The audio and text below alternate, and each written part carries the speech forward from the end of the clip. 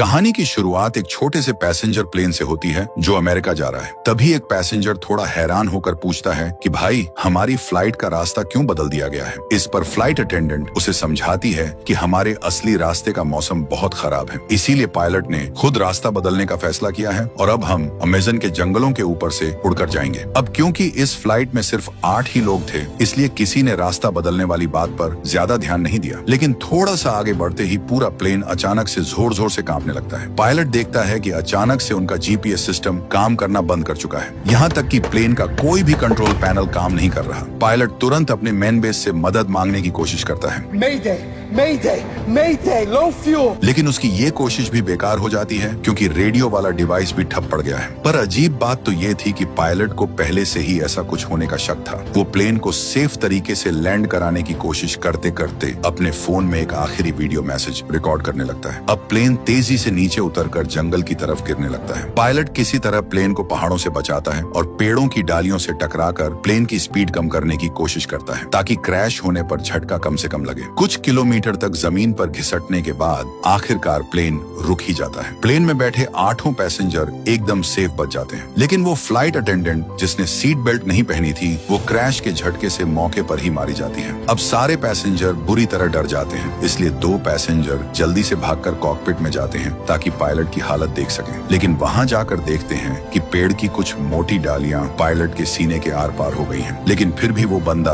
उस वक्त जिंदा था, इसलिए वो लोग धीरे धीरे पायलट की सीट को पीछे हटाने की कोशिश करते हैं ताकि उसे सांस लेने में थोड़ी आसानी हो सके। तभी अचानक प्लेन के बाहर से आग लगने की आवाज आती है। ये सुनकर सारे पैसेंजर तुरंत प्लेन से बाहर भागते हैं और उस आग को बुझाने में लग जाते हैं, क्योंकि अगर पूरा का पूरा प्लेन जल गया तो रेस्क्यू टीम के आने तक वो लोग कहाँ रहेंगे। कुछ देर बाद जब आग बुझती है और सब शांत होता है, तब 8 पैसेंजर एक साथ बैठकर हालात को समझने की कोशिश करते हैं। वो सोचते हैं कि कैसे पायलट के रास्ता बदलने के बाद वो लोग अमेज़न के किसी खतरनाक और गहरे इलाके में आ गिरे हैं। इसके अलावा किसी के भी मोबाइल फोन में नेटवर्क का नामो निशान नहीं है। मतलब इस घने जंगल में अगर आपके पास सैटेलाइट फोन नहीं है तो आप बाहर किसी से बात नहीं कर सकते और ना ही कोई मदद मांग सकते हैं। ये जंगल सैकड़ों मील तक फैला हुआ है, इसलिए पैदल चलकर बाहर निकलने का तो कोई सवाल ही पैदा नहीं होता। और बाहर की दुनिया में किसी को पता ही नहीं है कि ये लोग इस जंगल में फंसे हुए हैं, तो जाहिर सी बात है कोई इन्हें बचाने भी नहीं आने वाला। अब इन 8 पैसेंजर्स में से एक बंदा होता है जिसका नाम है जैक। वो सबसे कहता है कि हमें एक दूसरे के बारे में जानना चाहिए ताकि एक दूसरे को जानने के बाद हम मिलकर ये फैसला कर सकें कि हमें सबसे पहले क्या करना है। जैक अपने बारे में बताता है कि वो एक इंश्योरेंस कंपनी में इन्वेस्टिगेटर का काम करता है ताकि लोग इंश्योरेंस के नाम पर फ्रॉड न कर सकें, और वो अपना एक केस निपटाकर अमेरिका वापस लौट रहा था। फिर एक और बंदा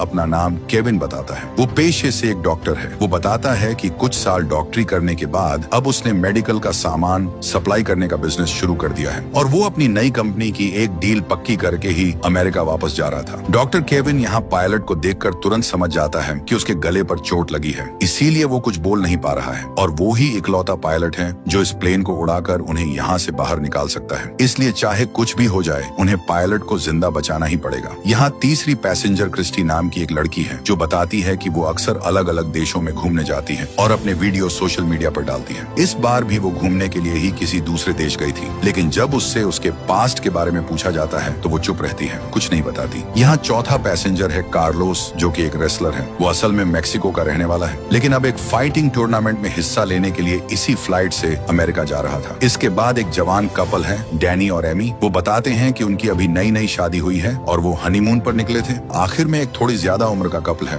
डेविड और लिसा। वो अमेरिका के एक छोटे से शहर में अपना एक होटल चलाते हैं, लेकिन अब डेविड की हार्ट की सर्जरी होनी थी, इसलिए वो लोग बाहर जा रहे थे। इस तरह से 8 पैसेंजर एक दूसरे के बारे में थोड़ा बहुत जान लेते हैं। अब उनके साथ वो घायल पायलट भी है जो बेचारा कुछ बोलने की हालत में नहीं है। तो जैक सबसे कहता है कि भाई, हमें सबसे पहले प्लेन का सारा खाना और पीने का पानी एक जगह इकट्ठा करके उसे राशन की तरह बांट लेना चाहिए ताकि हमें पता चल सके कि हम इस खाने पर कितने दिन और जिंदा रह सकते हैं। वो लोग हिसाब लगाते हैं तो पता चलता है कि प्लेन का खाना और पानी मुश्किल से सिर्फ 3 दिन ही चलेगा। इसके बाद जैक कहता है कि अगर जंगल में कभी भी जोरदार बारिश या तूफान आ गया तो उन्हें छुपने के लिए प्लेन के अंदर ही आना पड़ेगा, इसलिए जो फ्लाइट अटेंडेंट मारी गई है उसकी बॉडी को प्लेन से बाहर निकालकर थोड़ी दूर रख देना चाहिए ताकि प्लेन के अंदर सबके बैठने की जगह बन सके। शुरुआत में वो लोग ये छोटे मोटे काम निपटा लेते हैं और अब उन्हें यहाँ से बाहर निकलने का कोई पक्का प्लान बनाना था। तभी जैक और बाकी सब घायल पायलट से पूछने लगते हैं कि क्या इस प्लेन में कोई सैटेलाइट फोन है जिससे वो बाहर किसी को कॉल करके मदद मांग सके। और सबसे बड़ी बात, ये प्लेन अपना असली रास्ता छोड़कर इस जंगल में कैसे आ गिरा। मौसम भी बिल्कुल ठीक था, तो फिर प्लेन यहाँ क्रैश हुआ तो हुआ कैसे। पायलट कुछ बोलने की कोशिश करता है, ऐसा लगता है जैसे उसे कोई बहुत बड़ा राज पता है, लेकिन गले में चोट होने की वजह से वो कुछ बोल ही नहीं पाता। जैक तब कहता है कि केविन तो एक डॉक्टर है, इसलिए उसे पायलट का इलाज करना चाहिए, लेकिन केविन साफ मना कर देता है। वो कहता है कि पायलट की जान बचाने के लिए उसकी सर्जरी करनी पड़ेगी और इस खौफनाक जंगल के बीच उसके पास ना तो सर्जरी का कोई सामान है और ना ही कोई दवा। अगर उसने इस हालत में सर्जरी की तो पायलट उल्टे और जल्दी मर जाएगा। इसलिए सब मिलकर तय करते हैं कि अभी पायलट के थोड़ा ठीक होने का इंतजार ही करना पड़ेगा। इधर लिसा प्लेन से खाना लाती है और सबके बीच थोड़ा थोड़ा बांट देती है। खाना खाने के बाद सब में थोड़ी हिम्मत आती है और वो एक नई उम्मीद के साथ यहाँ से बाहर निकलने का सोचने लगते हैं। तभी क्रिस्टी पास के एक पहाड़ की तरफ उंगली दिखाकर कहती है, क्या पता अगर हम उस पहाड़ के एकदम ऊपर चले जाएं तो शायद मोबाइल में थोड़ा बहुत नेटवर्क आ जाए। हमें वहां जाकर एक बार ट्राई जरूर करना चाहिए। लेकिन तब तक शाम हो गई थी और अंधेरा होने वाला था, इसीलिए वो डिसाइड करते हैं कि कल सुबह सुबह वो लोग पहाड़ पर चढ़ेंगे। इधर अचानक पायलट की हालत बहुत ज्यादा बिगड़ने लगती है। केविन, जो डॉक्टर होकर भी अब तक हाथ पर हाथ धरे बैठा था, वो सबसे कहता है कि देखो इस हालत में तो पायलट वैसे भी मर ही जाएगा, इसलिए वो रिस्क लेकर भी इसी हालत में उसकी सर्जरी करने की कोशिश करेगा। अब वो बचेगा या मरेगा ये सीधा उसकी किस्मत पर डिपेंड करता है। केविन के कहने पर बाकी सब लोग प्लेन से कुछ जरूरी सामान ढूंढ कर लाते हैं जो केविन के सर्जरी करने में काम आ सके। वो एक सब्जी काटने वाला चाकू, थोड़ा अल्कोहल और बाकी छोटी मोटी चीजें इकट्ठा करके ले आते हैं। अब डॉक्टर केविन बिना किसी एनेस्थीसिया के ही उसकी सर्जरी शुरू कर देता है, जिसकी वजह से पायलट को तड़पा देने वाला दर्द होता है, पर किस्मत से सर्जरी उम्मीद से कहीं ज्यादा अच्छी हो जाती है। डॉक्टर केविन बताता है कि आज रात भर आराम करने के बाद पायलट कल तक ठीक हो जाएगा, लेकिन तब तक किसी को भनक तक नहीं थी कि उनके साथ आगे क्या खौफनाक चीज होने वाली है। रात के टाइम जब सब बाहर आराम से सो रहे होते हैं, तभी एक बंदा जिसका चेहरा ढका हुआ था वो आता है और घायल पायलट का मुंह जोर से दबाकर उसका दम घोंट देता है और उसे मार डालता है। सुबह जब सब सोकर उठते हैं तो पायलट की लाश देखकर एकदम सन्न रह जाते हैं, क्योंकि कल रात सर्जरी के बाद तो पायलट की हालत काफी सुधर गई थी और वो उन्हें कुछ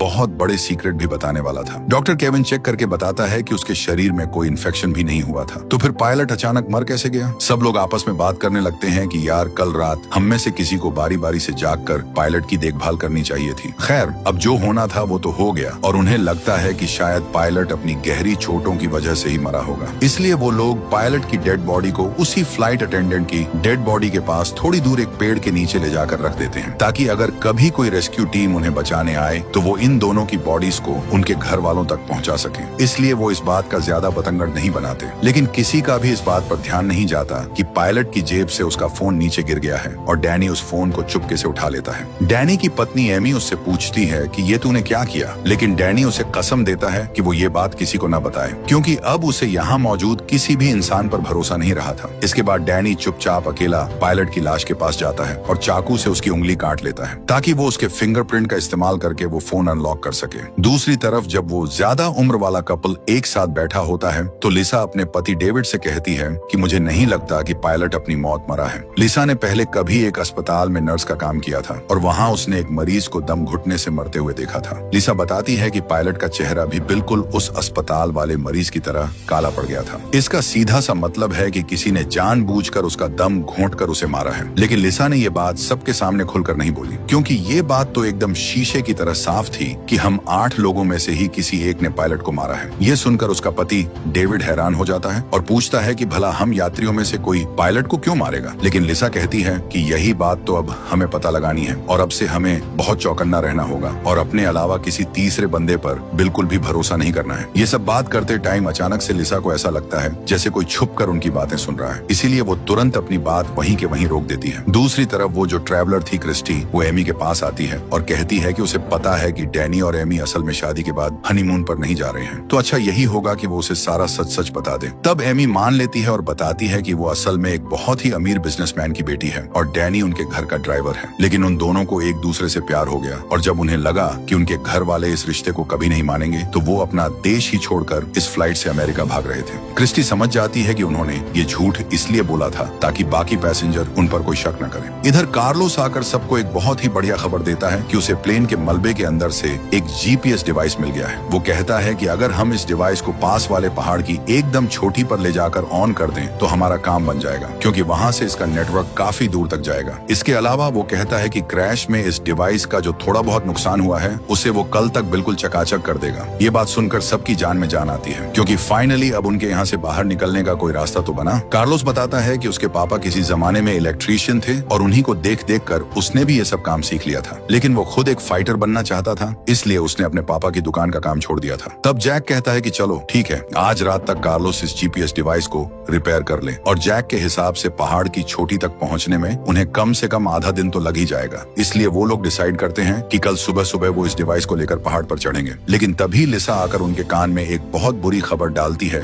कि भाई प्लेन का रखा हुआ सारा खाना चोरी हो गया है। हालांकि उन्हें यहाँ फंसे हुए अभी जुम्मा एक ही दिन हुआ था। जो खाना उनका 3 दिन तक चलना था वो अब एक ही दिन में चट हो गया है। ये सुनकर क्रिस्टी और जैक तुरंत प्लेन की तरफ भागते हैं और जांच पड़ताल शुरू कर देते हैं कि आखिर किसने उनका खाना और पानी चुराया है। जिस राशन पानी में वो 3 दिन तक जिंदा रह सकते थे वो एक ही दिन में कैसे गायब हो गया। प्लेन के अंदर क्रिस्टी जिस तेज दिमाग से चीजों को खोज रही थी उसे देखकर जैक बोल पड़ता है कि भाई तुम कोई आर्म ट्रैवलर तो बिल्कुल नहीं लग रही हो, क्योंकि जिस तरह से तुम एक एक चीज की छानबीन कर रही हो नॉर्मल लोग इस तरह से इन्वेस्टिगेशन नहीं करते। तब क्रिस्टी हार मानकर अपनी असली पहचान बता देती है कि वो असल में एक क्राइम रिपोर्टर है जो दुनिया के अलग अलग देशों में जाकर वहाँ के बड़े बड़े गैंग्स का पर्दाफाश करती है और उन्हें पुलिस के हाथों पकड़वाती है। उसने अपने बारे में झूठ इसलिए बोला था ताकि अगर इन पैसेंजर्स के बीच कोई क्रिमिनल छुपा बैठा हो तो वो उस पर हमला न कर दे। मतलब साफ है कि यहाँ मौजूद 8 के 8 लोग अपना कोई ना कोई पास छुपा रहे हैं। अब क्योंकि उनके पास खाने पीने को कुछ नहीं बचा था इसलिए वो कार्लोस को वहीं जीपीएस डिवाइस ठीक करने के लिए छोड़ देते हैं और बाकी सब जंगल में खाना और पानी ढूंढने के लिए निकल पड़ते हैं। रास्ते में चलते चलते उन्हें कुछ नीले रंग के मशरूम दिखाई देते हैं। क्रिस्टी ने अपनी रिपोर्टिंग के दौरान बहुत कुछ देखा था, इसलिए वो जानती थी कि अगर इन्हें खा लिया तो किसी भी इंसान की कुछ ही घंटों में तड़प तड़प कर मौत हो जाएगी। इसलिए वो सबको सख्त हिदायत देती है कि गलती से भी इन मशरूम्स को हाथ मत लगाना। वो ये भी बताती है कि ऐसे जहरीले मशरूम अक्सर गीली और नमी वाली जगहों पर ही उगते हैं। इसका मतलब है कि आसपास कहीं न कहीं कोई नदी या तालाब जरूर है और थोड़ा आगे जाते ही किस्मत से उन्हें एक तालाब मिल भी जाता है। लेकिन इस तालाब का पानी एकदम गंदा और कीचड़ वाला था, इसलिए उन्हें इस पानी को साफ करने का कोई जुगाड़ ढूंढना पड़ेगा ताकि वो इसे पी सकें। तभी अचानक उन्हें पीछे से एक जोरदार गोली चलने की आवाज आती है। ये सुनते ही सारे लोग बदहवास होकर उसी तरफ दौड़ पड़ते हैं। वहां जाकर देखते हैं तो वो असल में डेविड होता है, जिसने अपनी पत्नी लिसा के साथ मिलकर अपनी बंदूक से एक बंदर को मार गिराया था ताकि वो लोग उसे भून कर खा सकें। बात ये थी कि उनके बैग में एक बंदूक भी छुपी हुई थी जिसके बारे में उन्होंने किसी को कानो कान खबर नहीं होने दी थी। लिसा अब सबको सफाई देते हुए कहती है कि वो लोग किसी को डराना नहीं चाहते थे, इसीलिए उन्होंने बंदूक वाली बात सबसे छुपा कर रखी। अब डेविड के मारे हुए उस बंदर को भूनकर सब लोग आज रात के खाने का जुगाड़ कर लेते हैं। इधर क्रिस्टी और जैक अपना तेज दिमाग लगाकर कोई देसी जुगाड़ फिट करते हैं और तालाब के गंदे पानी को फिल्टर करके साफ कर लेते हैं ताकि उसे पिया जा सके। चलिए, मतलब आज के लिए तो उनके खाने पीने का फुल जुगाड़ हो गया, लेकिन उनकी एक मेंबर एमी वो बंदर का मांस नहीं खा सकती थी, तो एमी के हिस्से का वो खाना बेकार ना जाए इसलिए डेविड खुद ही उसका वो मांस भी खा जाता है। इसके बाद जैक सबकी क्लास लेते हुए कहता है कि भाई तुम लोग साफ साफ बता दो कि क्या तुम्हारे बैग में भी डेविड और लिसा की तरह कोई हथियार या खतरनाक चीज छुपी हुई है, क्योंकि अब इस बारे में जानने का हम सबको पूरा हक है। ये सुनकर कार्लोस अपना बैग खोलकर दिखाता है कि उसके पास सिर्फ उसका वो फाइटिंग वाला मास्क है जिसे पहनकर वो रिंग में कुश्ती लड़ता है और जो उसका स्टाइल है। इसके अलावा वो कहता है कि कल तो हम जीपीएस डिवाइस ऑन करके मदद बुला ही लेंगे, इसीलिए अभी हमें एक दूसरे से फालतू में डरने की कोई जरूरत नहीं है। लेकिन रात के टाइम जब सब गहरी नींद में सो रहे होते हैं तभी अचानक डेविड की तबीयत बहुत बुरी तरह बिगड़ने लगती है और दूर प्लेन के पीछे छुपकर कोई ये नजारा बड़े आराम से देख रहा होता है। अब वो अनजान बंदा अपनी जेब से एक सैटेलाइट फोन निकालता है और किसी लड़की को फोन लगाकर कहता है कि बॉस, हमारा प्लान अब तक बिल्कुल मक्खन की तरह काम कर रहा है और अब मैं इस काम को और तेजी से निपटाऊंगा। इसका सीधा मतलब है कि उन्हीं लोगों में से किसी एक के पास सैटेलाइट फोन मौजूद है, लेकिन उस बंदे ने जानबूझकर उस फोन को सबसे छुपा कर रखा हुआ है और शुरू से लेकर अब तक ये सब कांड वही करवा रहा है। लेकिन सवाल ये है कि वो ऐसा क्यों कर रहा है। ये एक बहुत बड़ा सस्पेंस है जो हमें कहानी में आगे पता चलेगा। अगले दिन सुबह सुबह लिसा के जोर जोर से रोने की आवाज सुनकर सब उठ जाते हैं, क्योंकि उसके पति डेविड की रात में ही तड़प तड़प कर मौत हो गई है। डॉक्टर केविन जल्दी से डेविड की बॉडी को चेक करता है और बताता है कि इसके मुंह से सफेद झाग निकल रहा है। इसका मतलब है कि इसे फूड पॉइजनिंग हुई है और पक्का इसे वही जहरीला मशरूम खिलाया गया है जो हमने कल रास्ते में देखा था। अब ये बात सुनते ही लिसा एकदम आग बबूला हो जाती है और वो सब पर चिल्लाते हुए कहती है कि हम में से ही कोई एक है जो चुन चुनकर सबको मौत के घाट उतार रहा है। हालांकि अभी तक किसी को भनक भी नहीं थी कि आखिर हम में से कोई बाकी लोगों को क्यों मारना चाहेगा, क्योंकि ये 8 लोग तो फ्लाइट में बैठने से पहले एक दूसरे की शक्ल तक नहीं पहचानते थे। लिसा अब ये राज भी खोल देती है कि पायलट को भी किसी ने जानबूझकर मारा था और उसने उसी टाइम पायलट का काला पड़ा हुआ चेहरा देखकर ये बात समझ ली थी, लेकिन वो उस टाइम इसलिए चुप रही ताकि सब लोग आपस में लड़कट करना मर जाएं। लिसा को अचानक याद आता है कि उसने पायलट के मर्डर वाली बात अपने पति डेविड को अकेले में बताई थी और तभी उसे ऐसा लगा था कि पीछे से कोई आकर उनकी ये बातें छुपकर सुन रहा है। इसीलिए उस कातिल ने डेविड को भी अपना टारगेट बनाया और उसे रास्ते से हटा दिया। कल जब जंगल में उन्हें वो जहरीले वाले मशरूम दिखे थे तभी उस कातिल ने चुपके से कुछ मशरूम अपनी जेब में रख ली थे और रात में मौका देखकर डेविड के खाने में मिला दिए और ऊपर से डेविड ने कल एमी के हिस्से का मांस भी खा लिया था। इसलिए क्या पता,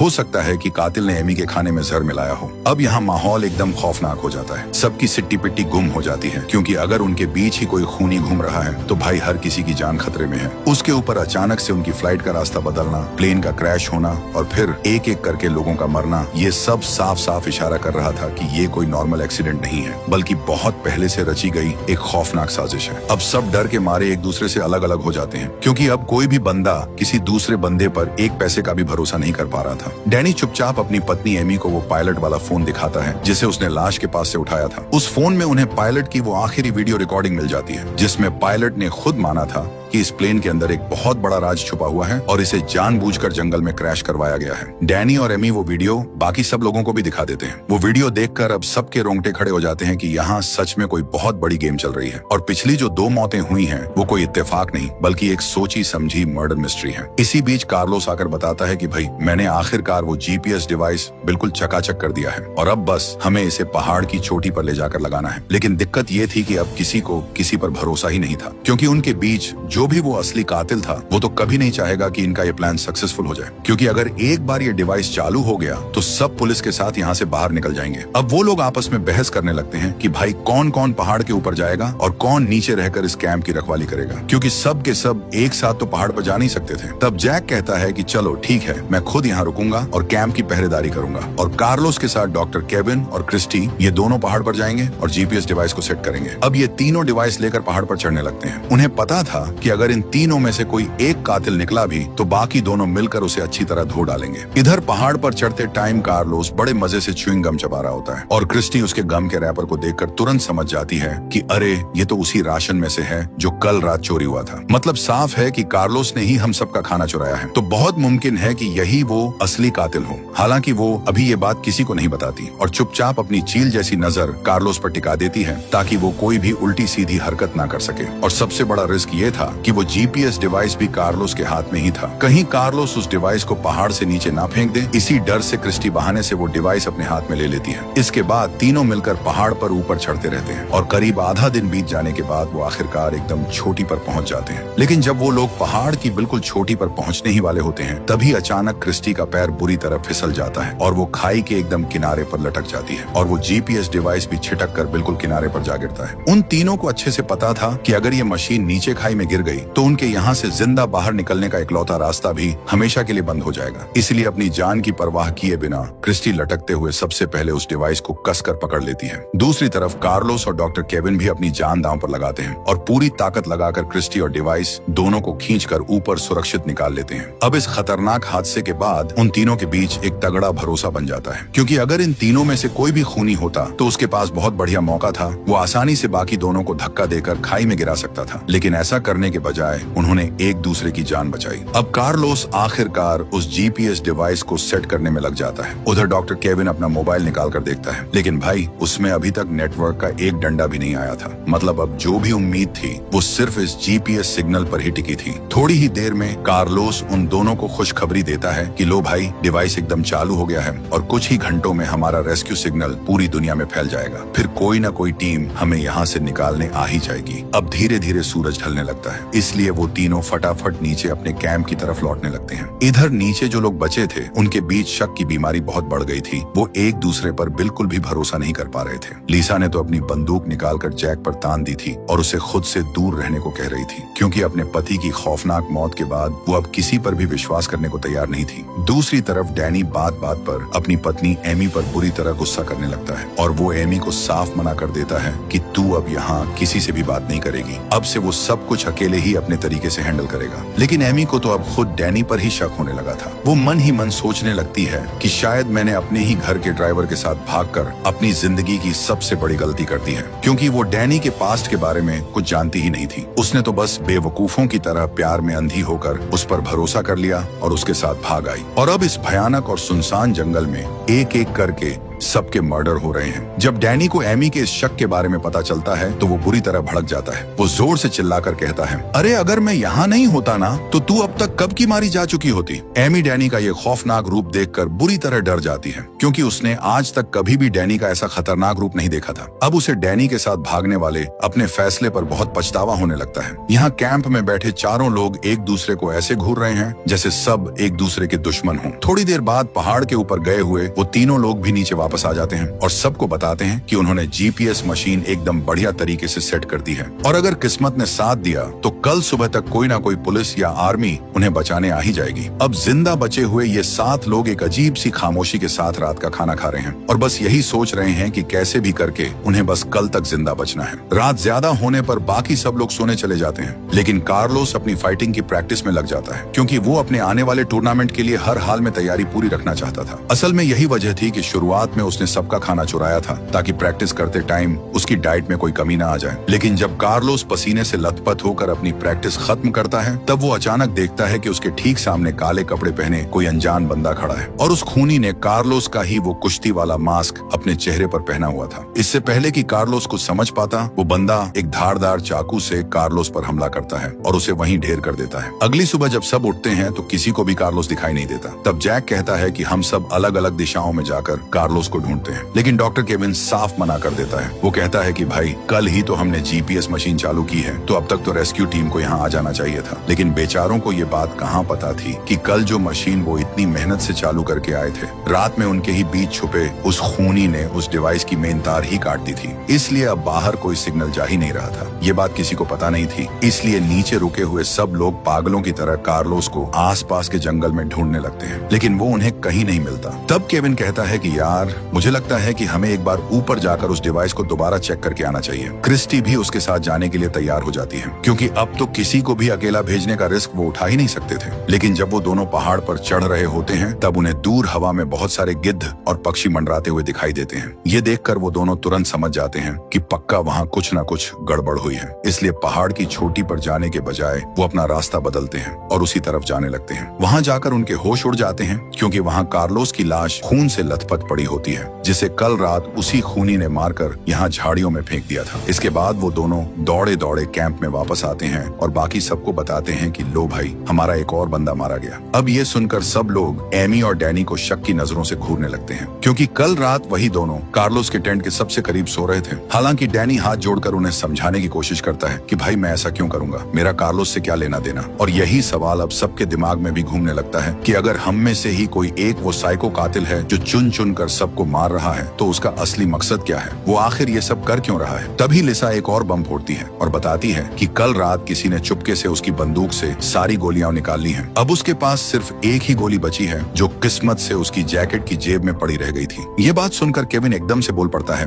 कि जब उसने डैनी की चोट का इलाज किया था तो उसने डैनी की पीठ पर एक बड़ा सा टैटू देखा था, और ऐसा टैटू अक्सर बड़े बड़े क्रिमिनल गैंग्स के लोग ही बनवाते हैं। इसका मतलब है कि डैनी पक्का किसी खतरनाक गैंग का गुंडा है, और ऊपर से एमी को तो डैनी के पुराने काले चिट्ठे के बारे में कुछ पता ही नहीं है। तो बहुत मुमकिन है कि डैनी ही ये सारे मर्डर कर रहा हो। लेकिन डैनी सफाई देते हुए चिल्लाता है कि भाई ये टैटू मैंने खुद शौक से नहीं बनवाया है, बल्कि मुझसे जबरदस्ती बनवाया गया था। मुझे एक झूठे केस में फंसाकर जेल भेज दिया गया था, और वहाँ जेल में गैंग के लोगों ने मुझे धमकाकर ये टैटू बनवाया था। लेकिन बाद में जेल से छूटकर अपनी जिंदगी सुधारने के लिए उसने एमी के घर पर एक सीधे सादे ड्राइवर की नौकरी कर ली थी और वहीं उसे एमी से सच्चा प्यार हो गया। वो कोई गुंडा या क्रिमिनल नहीं है और उसने ये मर्डर बिल्कुल नहीं किए हैं। ये सब ड्रामा चलते चलते शाम हो जाती है और बाहर बहुत जोरदार तूफान और भयानक बारिश शुरू हो जाती है। इसलिए सब लोग जान बचाने के लिए दौड़कर प्लेन के अंदर घुस जाते हैं। लेकिन प्लेन के अंदर आते ही फाइनली उन्हें ये बात समझ में आ जाती है कि आखिर वो खूनी एक एक करके सबको क्यों टपका रहा है। असल में जोरदार बारिश के पानी की वजह से प्लेन की ऊपर वाली छत टूट जाती है और वहां से कुछ अजीब से बैग नीचे गिर जाते हैं। और जब जैक पूरी सीलिंग को हटाता है तो देखता है कि ऊपर की तरफ बहुत सारे सफेद रंग के पैकेट छुपा कर रखे हुए हैं। सभी लोग पैकेट्स को देखते ही तुरंत समझ जाते हैं कि भाई ये तो हाई क्वालिटी ड्रग्स के पैकेट हैं जिनकी इस प्लेन के जरिए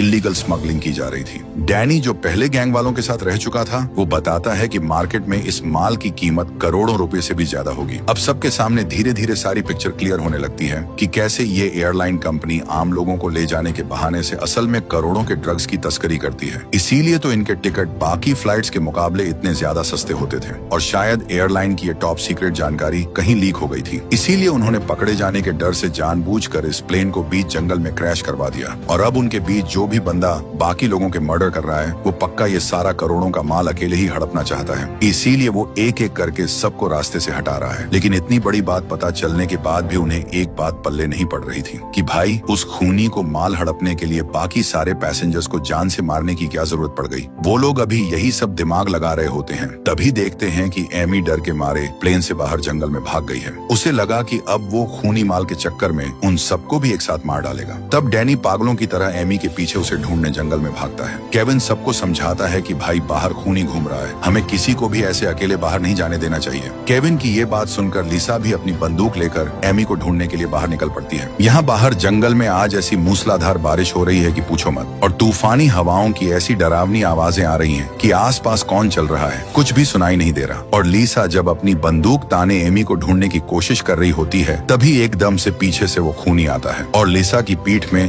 जोरदार चाकू घोंप देता है। यहाँ लिसा मरने से ठीक पहले उस खूनी का नकाब नोचने की कोशिश करती है ताकि वो मरते मरते उसका असली चेहरा देख सके। लेकिन नकाब हटने से पहले ही उसकी तड़प कर जान निकल जाती है। सुबह होने पर जब सबको लिसा की लाश मिलती है तो सब गुस्से से पागल हो जाते हैं। उनकी लाख कोशिशों के बाद भी वो शातिर कातिल बार बार किसी न किसी का मर्डर करने में कामयाब हो ही जाता है। अब सब लोग एक बार फिर से एक दूसरे पर बुरी तरह शक करने लगते हैं। लेकिन किसी के पास भी ऐसा कोई सबूत नहीं था जिससे ये साबित हो सके कि अब जो ये 5 लोग बचे हैं इनमें से असली कातिल है कौन। ठीक तभी क्रिस्टी अचानक अपनी बंदूक निकालती है और सीधा जैक के माथे पर तान देती है। वो चिल्लाकर बताती है कि कुछ देर पहले उसने जैक के बैग की तलाशी ली थी और वहाँ से लिसा की बंदूक की वो सारी गोलियां मिल गई हैं जो कल रात चोरी हुई थी। इसका सीधा सा मतलब है कि जैक ही वो असली कातिल है। क्रिस्टी के पास जैक के खिलाफ एक और पक्का सबूत था। उसे जैक के उसी बैग से एक सैटेलाइट फोन भी मिल गया था। इस फोन को देखते ही क्रिस्टी को 100% यकीन हो जाता है कि जैक ही ये सारा खूनी खेल रच रहा है। हालांकि जैक इन सारी बातों से साफ मुकर जाता है। वो कहता है कि हाँ ये बात सच है कि मैंने ही लिसा की बंदूक से गोलियां निकाली थी, लेकिन मैंने ऐसा इसलिए किया था क्योंकि मुझे शक था कि कहीं लिसा ही तो असली खूनी नहीं है। इसीलिए सबकी जान बचाने के लिए मैंने चुपके से गोलियां निकाल ली थी। लेकिन ये सैटेलाइट फोन मेरा बिल्कुल नहीं है। हो सकता है कि हमारे बीच जो असली खूनी बैठा है उसने मुझे फंसाने के लिए चालाकी से ये फोन मेरे बैग में डाल दिया हो। तब केविन जल्दी से कहता है कि भाई बहस छोड़ो और इस सैटेलाइट फोन से कॉल करके तुरंत पुलिस को बुलाओ। लेकिन क्रिस्टी बताती है कि वो पहले ही ये ट्राई कर चुकी है। इस फोन में एक ऐसा तगड़ा पासवर्ड लगा हुआ है कि इसे खोले बिना फोन का कोई बटन काम ही नहीं करेगा। और क्योंकि सब मान रहे थे कि ये फोन जैक का है इसलिए पासवर्ड भी सिर्फ जैक को ही पता होगा। लेकिन जैक बार बार कसम खाकर कह रहा था कि ये फोन उसका है ही नहीं और उसे कोई पासवर्ड नहीं पता। अब डैनी का खून खौल उठता है और वो गुस्से में जैक को पीटना शुरू कर देता है। लेकिन केविन उसे पकड़कर समझाता है कि अगर तूने गुस्से में जैक को मार भी दिया